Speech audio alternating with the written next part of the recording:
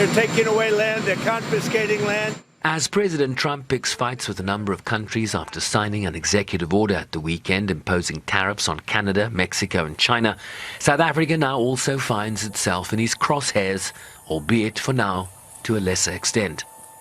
I've seen certainly how the Canadian 25% tariff has worked. I think that the fentanyl export from Canada into the USA is minimal, yet it has become the pretext for a 25% tariff. I think we need to be able to understand what are all at play with South Africa, but certainly I think that the land issue has emerged as the crucial pretext on which the president has tweeted.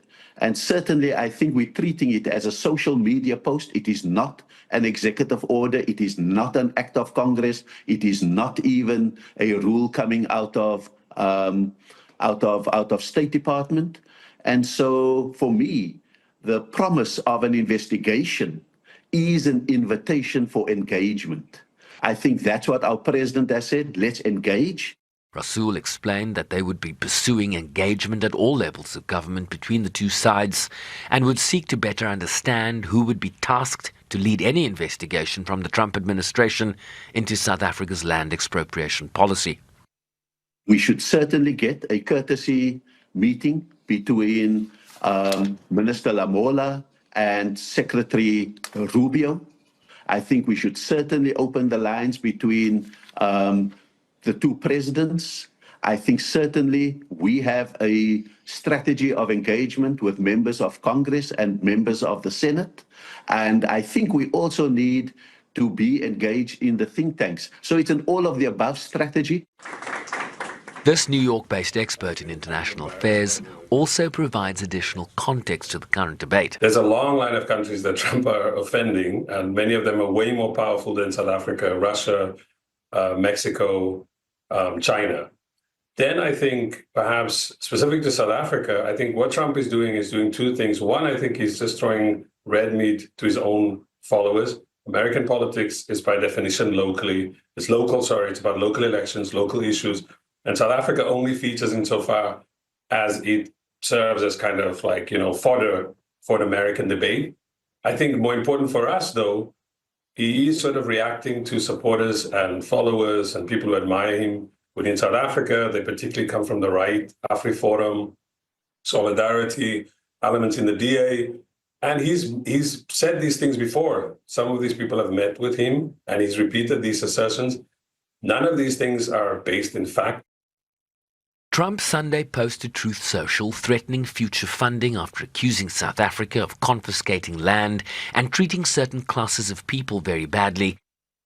Follows a tweet in August 2018 when, as president, he raised questions about land seizures and expropriations and the large-scale killing of farmers after watching a segment on Fox News.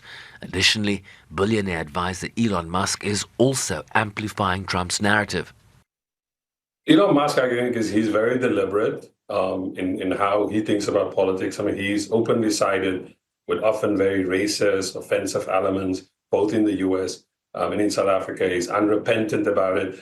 The consequence of what he represents is that the way that politics is conducted these days, it's conducted online.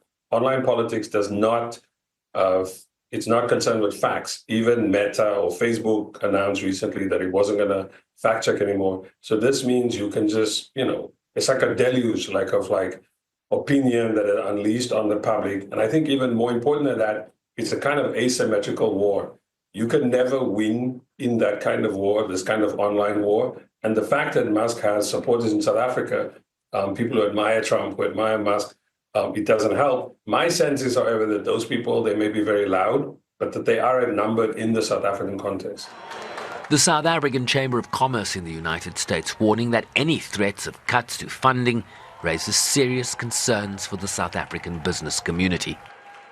The Chamber said the United States was one of South Africa's most significant trading partners and suggested that the potential revocation of benefits in the African Growth and Opportunity Act would significantly impact South African businesses, leading to job losses and economic instability, emphasizing that as South Africa now holds the G20 presidency before the United States assumes the role, it called for diplomacy and constructive dialogue to strengthen economic ties and address concerns through appropriate channels, as South Africa now finds itself in the Trump vortex as he continues to test relationships with his America First policy.